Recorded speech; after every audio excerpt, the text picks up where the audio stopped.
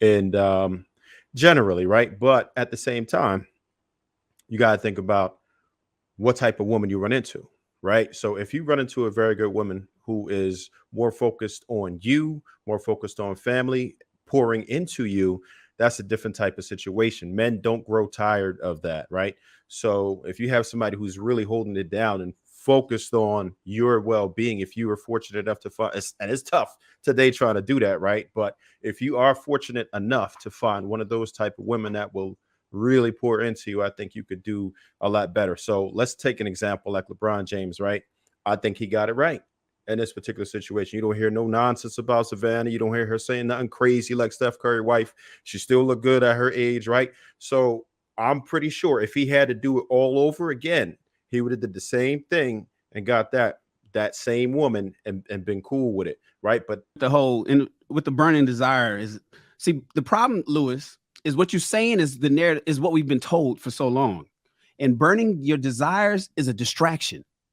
And you only got a small window to get the shit right. That's what I was talking about. Why I wish I would have went a different route in my 20s. I'd be where I'm at now a long time ago. I'm 51 now. I'd rather have been here at 41. So when we burn our desires and we hope that we burn them out and get it, that oftentimes, as my brother Eric just said, that oftentimes it don't. I still want to have fun.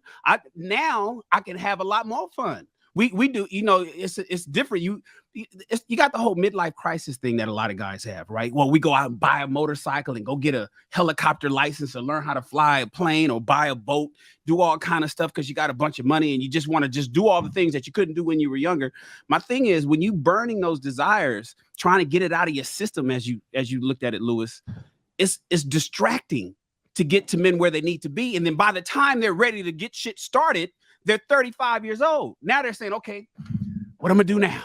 I done partied all fucking my 20s. I done smashed a bunch of chicks. I done had a lot of fun. I done went to college. I got my degree. And now I'm ready to get started. And now at 35, you're trying to figure that. Now you got dudes getting truckers licenses at 40. When he could have got that license at 20 years ago and had a whole fleet. I want men to be more stoic. I want them to burn their desires at my age. Don't burn them at 25. At 25, I need some discipline. We need to switch the message up of get it out your system. No, suppress it in your system. Get your shit together because this economy in America is tough. Once you get that together, bruh, you'll be able to burn your desires until you 70, 80, 90 years old. That's the message that I think that we should switch up on, Lewis. All right. Go ahead, Sean. Shit, what if you were able to do those simultaneously though? Then you're an exceptional individual. Yeah. And there are men that can do that. Yeah. There are, I mean, come on, we can name them, we can rattle off. There are, that ain't gonna happen.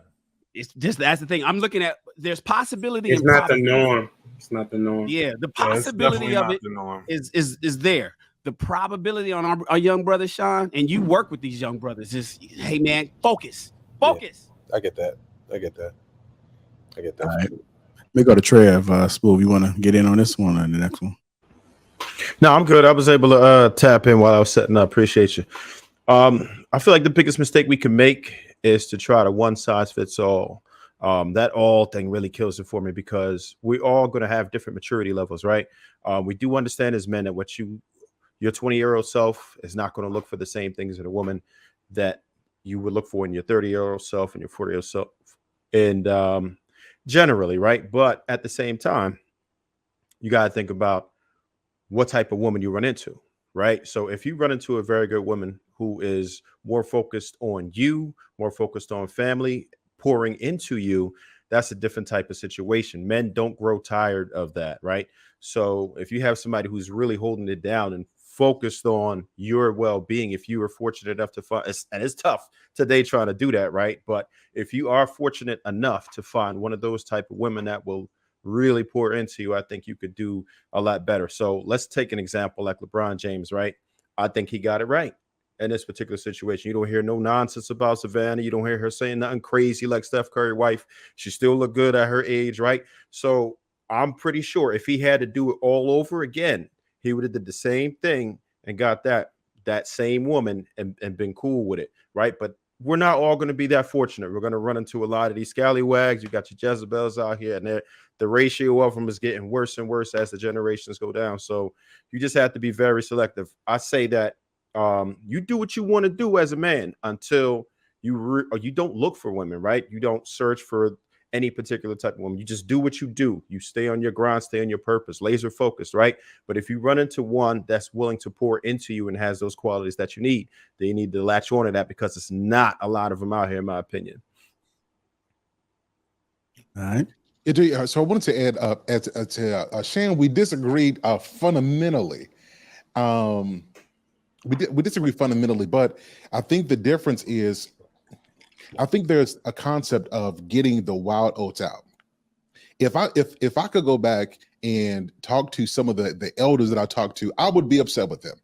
The whole concept of sowing the wild oats is if you sow and then you're gonna be done with it. You don't get rid of it. As a matter of fact, the older I get, like I'm gonna be on. So this King Talk, we can be real. My wife is watching this right now. Wife, do something different. So I thought that getting married at 19 years old. I thought that by 30 years old, things will change. And then it didn't change. Like all the same reckless stuff I still want to do. The difference is I got some things I'm responsible for. So if I'm foolish and I make a mistake, everybody's impacted by it. So I don't think the desires themselves go away. Now, here's the benefit of why I say a wife comes and she changes stuff. And this is why I agree with Iman, is when you get the right woman, whether I know Shan, I know, Sean, Big Cloud, Lewis, y'all big pimping. I know these things. You big pimping, thug thizzle, you do your thing thizzle. I get you, right? But when you get the right woman, she come into your life, the right woman changes everything. Hello, motherfucker. It is not that she distracts you from your course, is that she makes you see things that you see it now with a little bit more color. She makes you think about things in a different way. So instead of you thinking about how good you look in that Corvette, get the Corvette. But if you're going to have some kids, maybe you need a more befitting vehicle for the family. So she's not changing the fact that you want something to drive in. She's just helping you to optimize your thinking based off of what you say you want.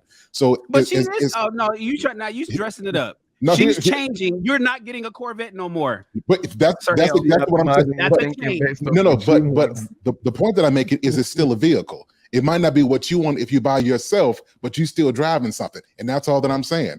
And it's I want to say, hold on, I want to say that I did say get the Corvette. I said get the Corvette. What I'm saying though is that when you're with the wife, it's just not about you anymore, and that's the point that I'm saying. She helps you to think about your life in terms of what you have. We getting the family minivan. Sir Hale said, get the Volvo, guys. You got married, get the Volvo. She's gonna change that desire. I know you wanted the Tesla. I know you wanted the convertible Mustang, the Charger. Get the Volvo station wagon, right? And then just put some rims on it, and then you could probably just feel just as good. No, I'm saying for the first few years, get the Volvo. After the kids, old enough not to tear nothing up, you invest your money in the Corvette. Come on, fellas. This is how we do it. This is how we do it. I just want to say one thing real quick. Sir Hale, you're on point. You're exactly right. And I didn't get a chance to say that. It's our job, like the older brothers, to be able to come in and say some of the things that we're talking about tonight. And I think one of the things that's happened, one of two things happened. Number one is that a younger generation, a dude that did what we're talking about at a young age, can be seen as being lame because they ain't done nothing. They haven't seen nothing. And really, a lot of younger guys ain't going to listen to them.